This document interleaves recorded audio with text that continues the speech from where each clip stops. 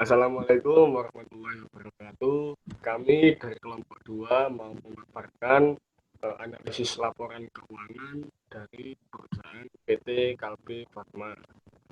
Saya di sini sebagai anggota yakni Usman Abdiasa ditemani oleh 3 anggota yang lain, Aulia, Akila Salsabila, dan Aswar Rasyad. Untuk penjelasan pertama akan dimulai oleh teman saya yakni Saudari Aulia. Waktu dan tempat silahkan.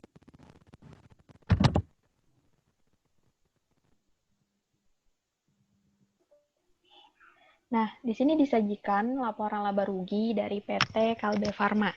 Nah, di sini kami melakukan analisis vertikal pada 3 kuartal, yaitu kuartal 4 2019, kuartal 1 2020, dan kuartal 2 2020. Nah, dapat dilihat di sini bahwa persentase laba bersih masih cukup besar, berada pada persentase di atas 40%.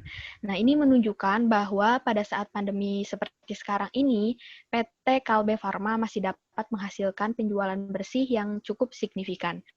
Namun, total pengeluaran juga cukup besar di persentase 89% dari total pendapatan. Akan tetapi, secara terus-menerus mengalami penurunan, sehingga bisa dikatakan bahwa perusahaan semakin efisien dalam pengeluarannya. Next.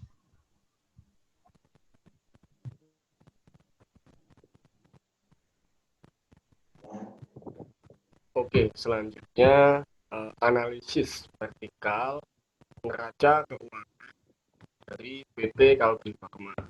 Di sini saya menyoroti mengenai total aset dan total liability mereka, yakni 17,56% banding 100% di kuartal keempat. Ini menunjukkan bahwasanya proporsi aset PT Kalbe Farma ini masih cukup bisa dikatakan baik karena hanya 17% dari keseluruhan modal dia yang uh, berdasarkan sumbernya itu dari utang. Namun bisa kita lihat untuk kuartal pertama di 2020 mereka uh, liability-nya meningkat menjadi 22% dan di kuartal 2 meningkat sedikit menjadi 22,22%. Bisa dipahami ya teman-teman, untuk kuartal 1 ini peningkatan bisa terjadi karena memang waktu itu kasus positif coronavirus di Indonesia pertama kali ditemukan di bulan Maret. Ini menyebabkan panik buying oleh seluruh masyarakat Indonesia sehingga kebutuhan akan obat sangat tinggi. Untuk itu Kalbe Farma juga membutuhkan tambahan modal atau tambahan aset untuk memenuhi permintaan konsumen.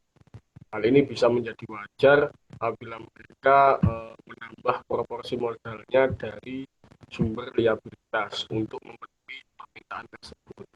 Lanjut oleh Saudari Akila.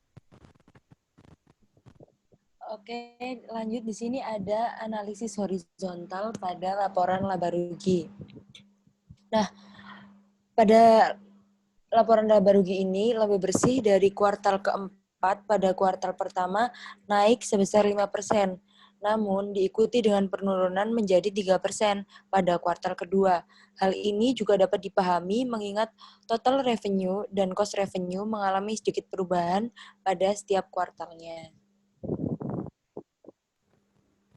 Oke, selanjutnya analisis horizontal neraca keuangan oleh Saudara Aswar Rasyad. Silahkan.